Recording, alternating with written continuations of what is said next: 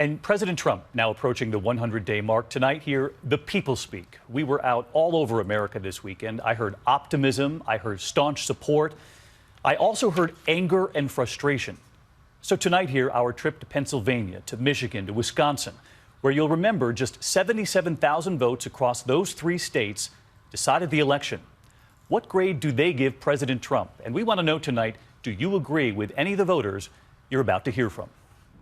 The first 100 days, we head to Monroe County, Pennsylvania, where about 500 votes separated Donald Trump and Hillary Clinton. Frank Rogaman, a Vietnam vet, voted Trump. We're nearly 100 days into the administration. Okay. What are your thoughts so far?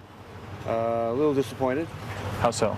Well, he couldn't get the health care bill through, and he's having all kind of problems with the Democrats, so it's a little disappointing. I don't blame him, but... Who do you blame? Democrats. Down Route 209, a nursery, where inside they still say the election is off limits. Debbie Strangio, a Navy vet, works at the nursery. First 100 days. What's your report card?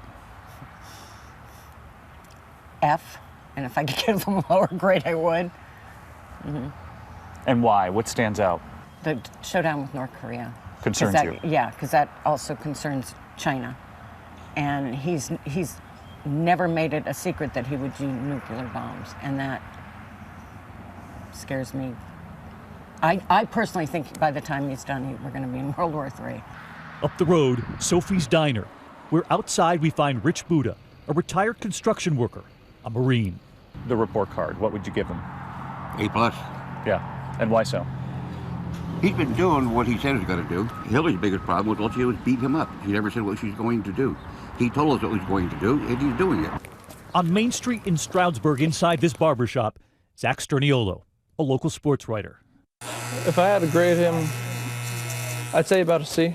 I voted for Hillary. The one thing I really did approve of was him taking action with Syria. I thought that was an important step. We traveled to Saginaw County, Michigan. The difference there, just 1% between Trump and Clinton. Inside Fuzzy's ice cream shop, Marianne Bird, a teacher who also works the register. What grade? Probably about a B-. Yeah? Why? I think he can't do everything on his own, and I think that's the message that's kind of getting lost. People want people in Washington, D.C. to work together, and they're not. And I think the stonewalling isn't helping somebody like me. It might help people on East Coast and the West Coast, but it's not helping people in the middle. And I think it's the people in the middle that voted Trump in. Good to see you. If you had to give a grade, what would it be? I think I would give him a B+. B+. Yeah. Why is that? Just that twittering. The Twitter. Yeah. The tweets bother you? Well, I don't really read them, so, but I know that when somebody gets under his skin, he starts twittering. And I think he should grow up. Did anyone at this table vote for Hillary Clinton? No. My mother did. Your mother did? My mother did.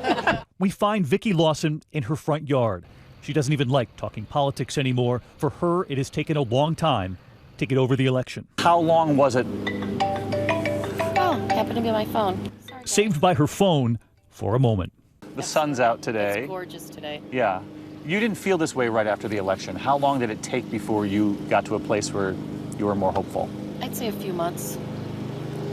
Probably a couple of months, maybe. Which is a long time. It is a long time. Portier Price, a Marine, and Ternika McClendon out shopping for a car. Cars on a Saturday, huh? Yes, we are.